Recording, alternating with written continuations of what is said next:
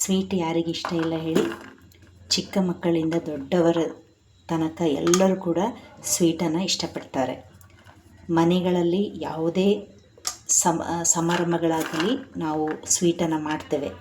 ಆದರೆ ಅದರಲ್ಲೂ ನಾವು ಒಂದು ವೆರೈಟಿ ಸ್ವೀಟನ್ನು ಮಾಡ್ತೀವಿ ಅಂತ ಹೇಳಿದ್ರೆ ಅದು ಇನ್ನಷ್ಟು ಚೆಂದ ಅಲ್ವೇ. ನೋಡಿ, ಇವತ್ತು ನಾನು ಕ್ಯಾರೆಟ್ ಮತ್ತು ಸೇಮಿಯಾವನ್ನು ಉಪಯೋಗಿಸ್ಕೊಂಡು ಒಂದು ಪಾಯಸವನ್ನು ಮಾಡಲಿಕ್ಕಾಗಿ ಹೋಗ್ತಾ ಇದ್ದೀನಿ. ಬನ್ನಿ ಸ್ಟಾರ್ಟ್ ಮಾಡೋಣವೇ. Hi guys, welcome back to my channel variety world.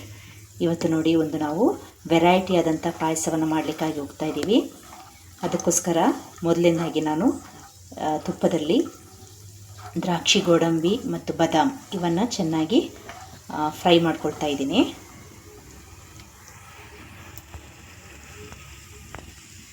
ಈಗ ದ್ರಾಕ್ಷಿಯನ್ನು ಕೂಡ ಹಾಕಿ ನಾನು ಅದನ್ನು ಕೂಡ ಹುರ್ಕೊಳ್ತಾ ಇದ್ದೀನಿ.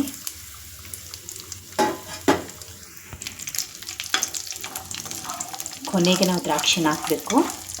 ನೋಡಿ, ದ್ರಾಕ್ಷಿಯನ್ನು ಕೂಡ ಹಾಕಿ ನಾನು ಅದನ್ನು ಕೂಡ ಚೆನ್ನಾಗಿ ತುಪ್ಪದಲ್ಲಿ ಹುರ್ಕೊಳ್ತಾ ಇದ್ದೀನಿ.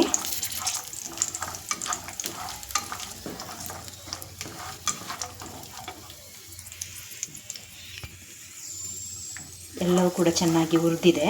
ಈಗ ನಾವು ಇದನ್ನು ಒಂದು ಪಾತ್ರೆಗೆ ತೆಗೆದಿಟ್ಟು ಇದೇ ತುಪ್ಪಕ್ಕೆ ನಾವು ಕ್ಯಾರೆಟನ್ನು ಹಾಕಿ ಅದನ್ನು ಚೆನ್ನಾಗಿ ಫ್ರೈ ಮಾಡ್ಕೋಬೇಕು.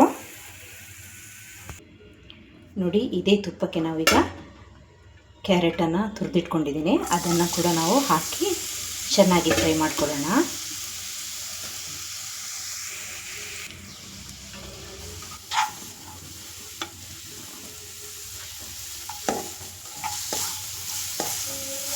ನೋಡಿ, ನಾವು ಕ್ಯಾರೆಟನ್ನು ಕೂಡ ಗೋಡಂಬಿ, ದ್ರಾಕ್ಷಿ ಮತ್ತು ಬಾದಾಮ್ ಇವನ್ನು ಚೆನ್ನಾಗಿ ರೋಸ್ಟ್ ಮಾಡ್ಕೊಂಡವಲ್ಲ ಅದೇ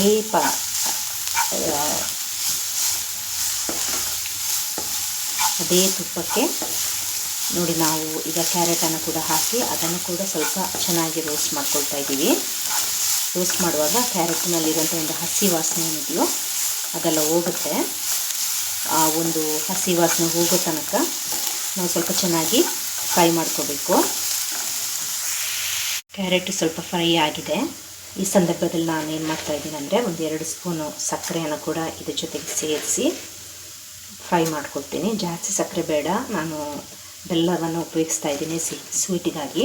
ಇದು ಸ್ವಲ್ಪ ಇಲ್ಲಿ ಕ್ಯಾರೆಟ್ ಹುರ್ಕೊಳ್ಳಿಕ್ಕೆ ಒಂಚೂರು ನಮಗೆ ಸಕ್ಕರೆ ಬೇಕು. ಅದಕ್ಕೆ ನಾನೊಂದು 2 ಸ್ಪೂನ್ ಸಕ್ಕರೆಯನ್ನು ಹಾಕಿ ಅದನ್ನು ಸೇರಿಸಿ ಕೂಡ ಹುರ್ಕೊಳ್ತಾ ಇದ್ದೀನಿ.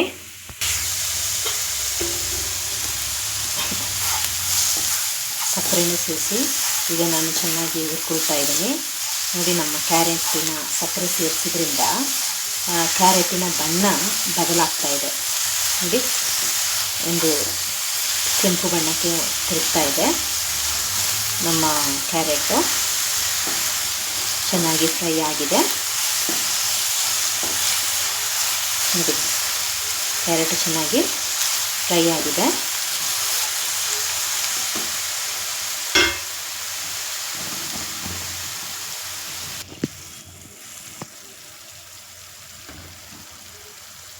ಈಗ ನಾನು ಇದಕ್ಕೆ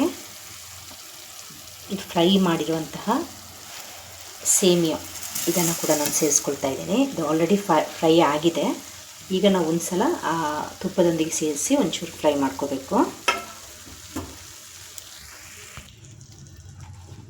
ನೋಡಿ, ಕ್ಯಾರೆಟ್ ಮತ್ತು ಸೇಮಿಯಾ ಇದೆರಡನ್ನು ಕೂಡ ನಾನು ಈಗ ಚೆನ್ನಾಗಿ ಫ್ರೈ ಮಾಡ್ಕೊಳ್ತಾ ಇದ್ದೀನಿ. ಅದೇ ತುಪ್ಪದಲ್ಲಿ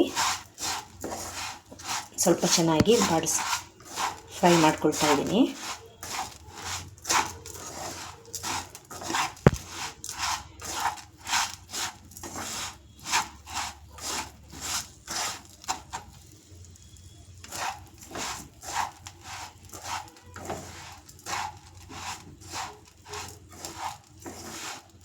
ನೋಡಿ, ಈ ಥರ ನಾವು ಚೆನ್ನಾಗಿ ಇದು ಆಲ್ರೆಡಿ ಫ್ರೈ ಆಗಿರುವಂಥದ್ದೇ, ಆದರೂ ಕೂಡ ತುಪ್ಪದೊಂದಿಗೆ ಒಂಚೂರು ನಾವು ಫ್ರೈ ಮಾಡ್ಕೋಬೇಕು. ಹಾಗಾಗಿ ನಾನು ಫ್ರೈ ಮಾಡ್ಕೊಳ್ತಾ ಇದ್ದೀನಿ. ಫ್ರೈ ಆಗಿದೆ. ಈಗ ನಾನು ಹಾಲನ್ನು ಸೇರಿಸ್ಕೊಳ್ತಾ ಇದ್ದೀನಿ.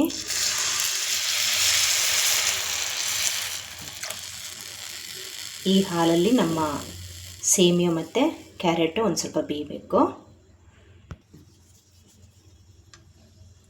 ಹಾಲು, ಕ್ಯಾರೆಟು ಮತ್ತು ಸೇಮಿಯಾ ಒಟ್ಟಿಗೆ ಆಗಿದೆ. ಈಗ ನಾವು ಇದನ್ನು ಬೇಯಿಸ್ಕೋಬೇಕು. ಒಂದು ಲಿಡ್ಡನ್ನು ಮುಚ್ಚಿ ನಾವು ಇದನ್ನು ಬೇಯಿಸ್ಕೊಳ್ಳೋಣ. ನೋಡಿ, ನಾನು ಕಡಿಮೆ ಉರಿಯಲ್ಲಿ ಇಟ್ಕೊಂಡು ಬೇಯಿಸ್ಕೊಳ್ತಾ ಇದ್ದೀನಿ. ಸೇಮಿಯಾ ಮತ್ತು ಕ್ಯಾರೆಟ್ ಹಾಲಲ್ಲಿ ಬೇಯ್ತಾ ಇದೆ. ಈ ಸಂದರ್ಭದಲ್ಲಿ ನಾನು ಇಲ್ಲಿ ಏಲಕ್ಕಿ ಮತ್ತು ಒಣಶುಂಠಿ ಇದನ್ನು ತೊಗೊಂಡಿದ್ದೀನಿ. ಇದನ್ನು ಒಂಚೂರು ಫ್ರೈ ಮಾಡ್ಕೊಳ್ಬೇಕು.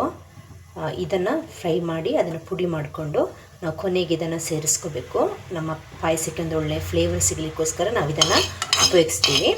ಏಲಕ್ಕಿ ಮತ್ತು ಒಣಶುಂಠಿ ನೋಡಿ, ನಮ್ಮ ಸೇಮಿಯಾ ಹಾಲಿನ ಜೊತೆ ಬೆಂದಿದೆ.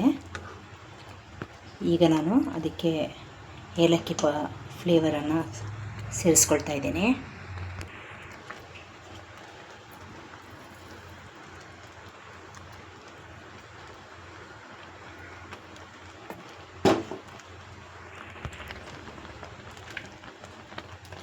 ಚೆನ್ನಾಗಿ ಮಿಕ್ಸ್ ಮಾಡೋಣ.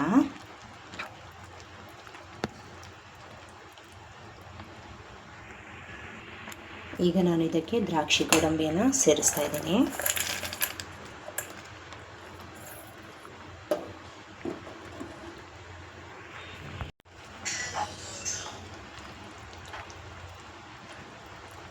ಚೆನ್ನಾಗಿ ಮಿಕ್ಸ್ ಮಾಡ್ಕೊಳ್ಳೋಣ. ಇನ್ನು ಒಂದು ಕೆಲಸ ಬಾಕಿ ಇದೆ.